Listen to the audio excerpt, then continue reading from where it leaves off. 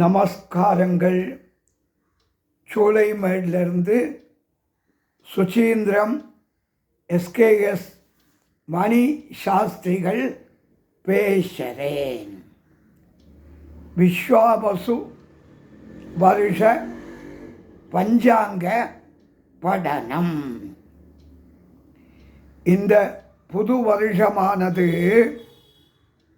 குரோதி வருஷம் பங்குனி மாதம் 30ஆம் தேதி 13/4/25 ஞாயிற்றுக்கிழமை ராத்திரி 14/4/25 திங்கட்கிழமை அதிகாலை 2:22 மணிக்கு சர மகர லக்னத்தில் சந்திர ஹோரையில் சர மேஷ ராசிக்குள்ள சூரிய பகவான் சஞ்சரிக்கிறார்.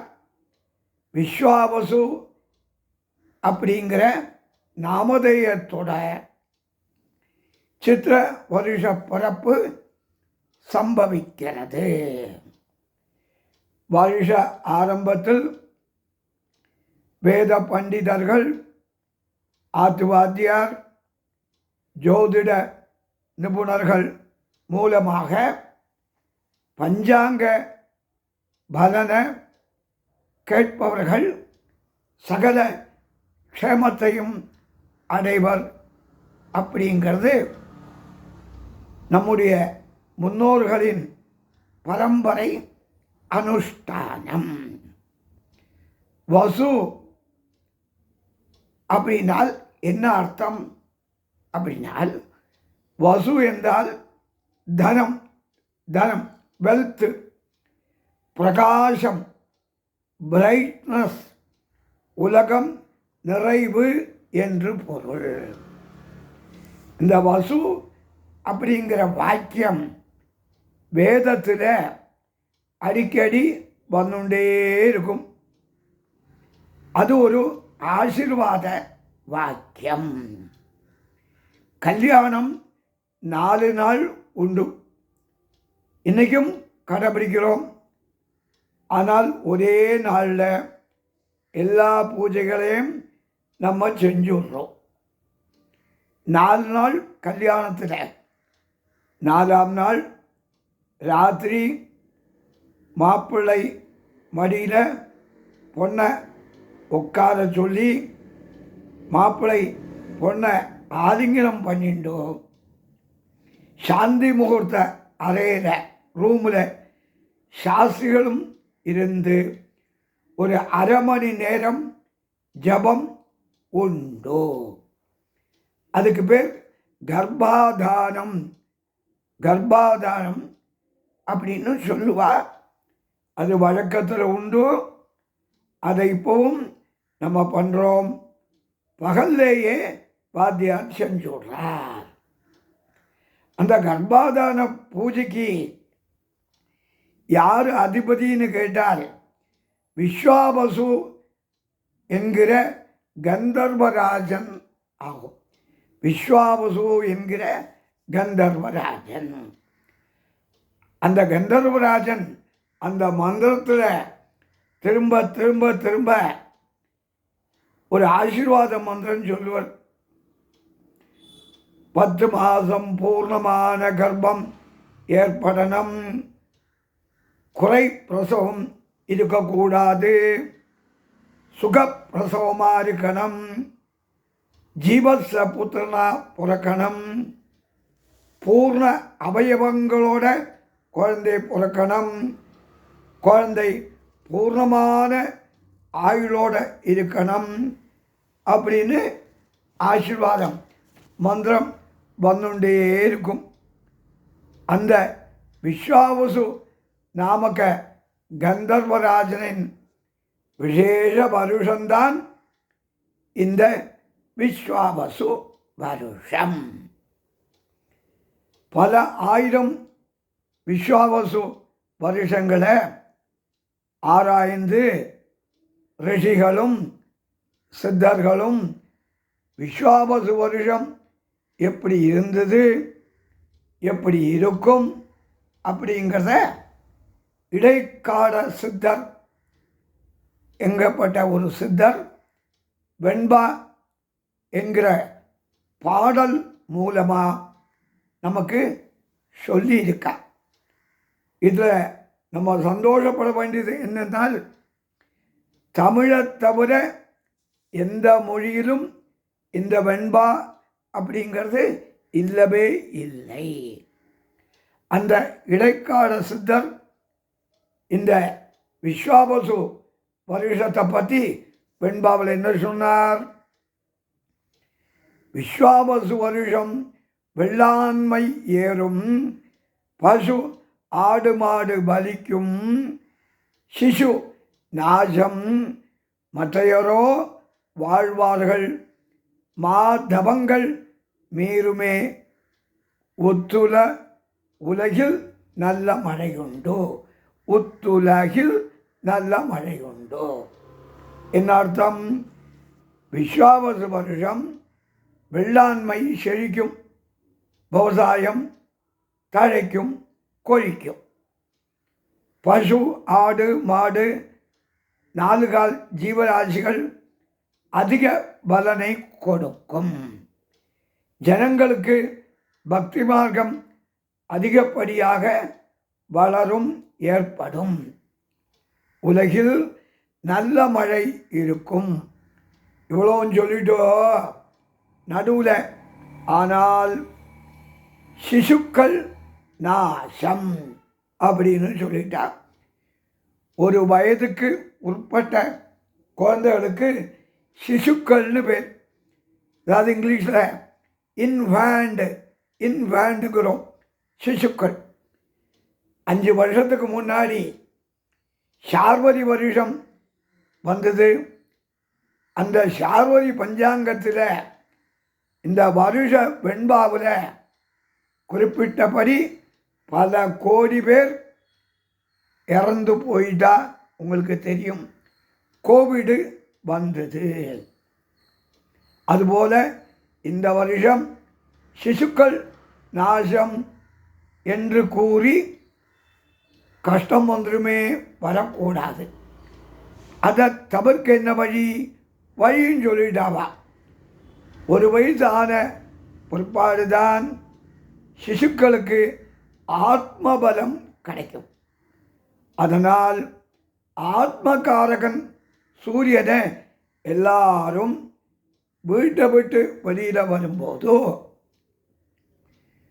குறைந்தபட்சம் ஒரு க்ஷணமாவது சூரியனை பார்த்து லோகத்தில் உள்ள எல்லா குழந்தைகளும் நீண்ட ஆயுள பெறணும் அப்படின்னு நம்மெல்லாம் பிரார்த்தனை செஞ்சுட்டு தான் காம்ப 4 மணிக்கு போகிறோமோ, 6 மணிக்கு வெளியில் போகிறோமோ, 12 மணிக்கு போகிறோமோ செய்யணும். அதே மாதிரி ஆத்மகாரகன் சிவனையும் வழிபடணும். ஆதித்ய ஹிருதயம் ஞாயிற்றுக்கிழமை வீட்டில் ஜபம் பண்ணவோ கேசட்டு போட்டு கேட்கவோ செய்யணும். சூரிய நமஸ்காரம் பண்ணணும். நம்ம குடும்பத்தில் சிசுக்கள் இருக்காளோ இல்லையோ, நம்ம இந்த சின்ன பிரார்த்தனை லோகத்தில் உள்ள சிசுக்களுக்காக செஞ்சோமானால் சிசுக்களுக்கு மரண பயம் நம்மால பனி மாதிரி விலகிடும் அப்படின்னு சித்தர்கள் சொல்லியிருக்கா. அது நம்ம செய்வோமே, சமமில்லாமல் சின்ன கஷ்டம். அடுத்தாப்புல விஸ்வாவசு வருஷத்துக்கு நிகரான மற்ற வருஷங்கள். சாலிவாகனம் 1947-48, கலி 5126, மிச்சம் சேஷம் கலி 4,26,874. இன்னும் 4.5 வருஷம் இருக்குது. 4.5 லட்சம் வருஷம் இருக்கு. கொல்லம் ஆண்டு 1200 1201. விக்ரம சகம் 2081 82. வள்ளுவர் ஆண்டு 2057. பிரபவ விபவ ஆரம்பித்து தமிழ் வருஷங்கள் 60. அதில் விஸ்வாவசு 39வது வருஷம். இந்த வருஷத்துக்கு நாயகர்கள் அதிபதிகள் யாருன்னு கேட்டால் ராஜாவோட சேனாதிபதியும் அர்க்காதிபதியும் மேகாதிபதியும் சூரிய பகவான். அவர்தான் தகப்பனார். அவருக்கு இந்த பொறுப்பு கிடைச்சது ரொம்ப விசேஷம். மந்திரி சந்திர பகவான் தாயார்கிட்ட மந்திரி பொறுப்பை இந்த வருஷம் கொடுத்துருக்கா. தானியாதிபதி தானியங்கள் செவ்வாயிட்ட கொடுத்துருக்கா. அவன்தான் பூமிகாரகன், ரொம்ப விசேஷம். சஸ்யாதிபதி கரிகாய் பூச்சி புழு தொல்லை இல்லாமல் உளுத்து போகாமல் பூர்ணமான விளைச்சல் ஏற்படுறதுக்கு குருவருள் வேணும். அந்த குரு பகவானே சஸ்யாதிபதி. நீரசாதிபதி தேயிலை, காபி, மது, லாகரி வஸ்துக்கள். இதுக்கு அதிகம் ஜலம் வேண்டாம்.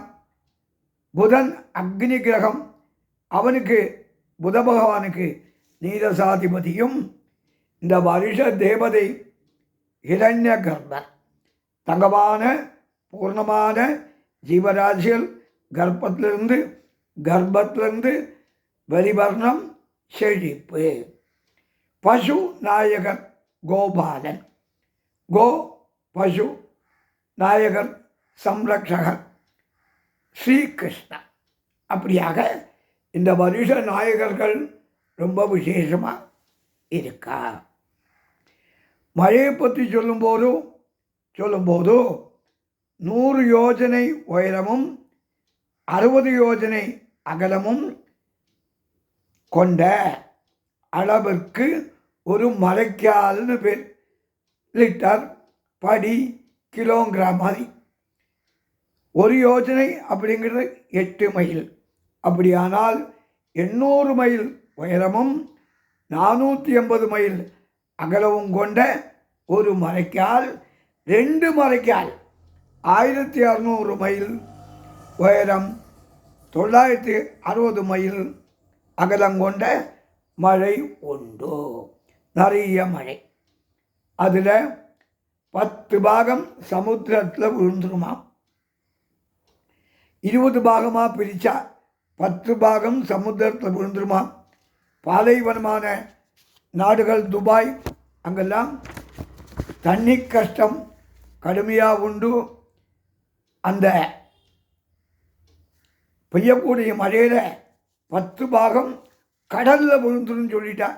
20 பாகமாக பிரித்து 10 பாகம் கடலில் விழுந்துடும். கடல் தன்னை டீசாலினைசேஷன் பண்ணி நாட்டுக்கு தேவையான சுத்த ஜலம் எடுத்துக்கிறா. அதுவும் வீணா போலே.